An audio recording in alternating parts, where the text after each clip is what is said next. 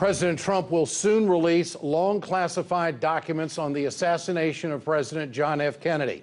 The release of thousands of pages of classified files is expected to be released on Thursday. Analysts expect documents to further fuel what are considered conspiracy theories into JFK's murder. For more on this, we are joined tonight by Jefferson Morley, author of The Ghost and Washington correspondent for Alternet.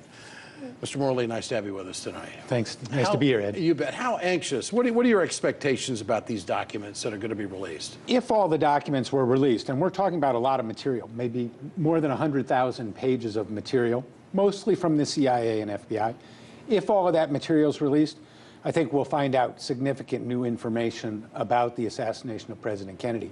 I think the question right now is President Trump going to release it all? And he put out that tweet last weekend. It sounded like he was going to release a lot, but I think he's probably under heavy pressure from the CIA and FBI to hold things back. Why don't they want the release of these documents, our intel community?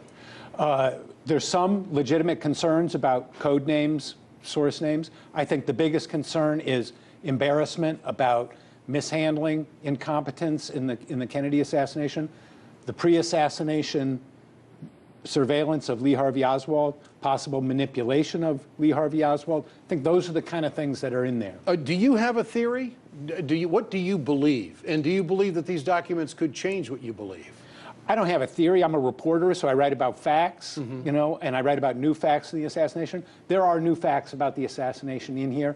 I think that we don't have a good explanation of why the president was killed. I think the behavior of the CIA around Oswald remains unexplained. So we need a good explanation. How would you characterize, from your reporting, from what you've done over the years and your writing, how would you characterize some of the theories that you've heard? Outlandish, unbelievable, close, possible? 99.9% of them are wrong. Some of them are quite plausible. You know, the idea that President Kennedy had powerful enemies in his own government who were capable of acting secretly and who were capable of covering their tracks. So that's a possible explanation. But we don't know.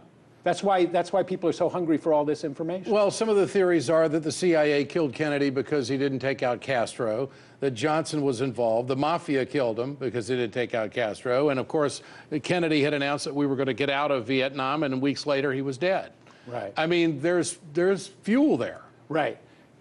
There's very little evidence for the LBJ Dunnett theory. Yeah. Over the years, I think the mafia theory has declined in credibility because no information has come out. The CIA remains the agency that's hiding the most about this. So I think if you're interested in finding out what happened, we need those records. You would not come to the conclusion that there might be a smoking gun in these documents? I think that's unlikely. What there are is pieces that will fill out the picture of the government's mishandling of the events leading up to the assassination. What do you make of these documents now being released? Should they have been released sooner, in your opinion? Absolutely. There's very little national security material in here. I think that a lot is going to be withheld on Thursday, and I think that's really deplorable because it's going to fuel more speculation. If we put these records out there, people would know and they could decide for themselves. Jefferson Morley, great to have you with us tonight. Thank you. Ed. It's going to be interesting on Thursday.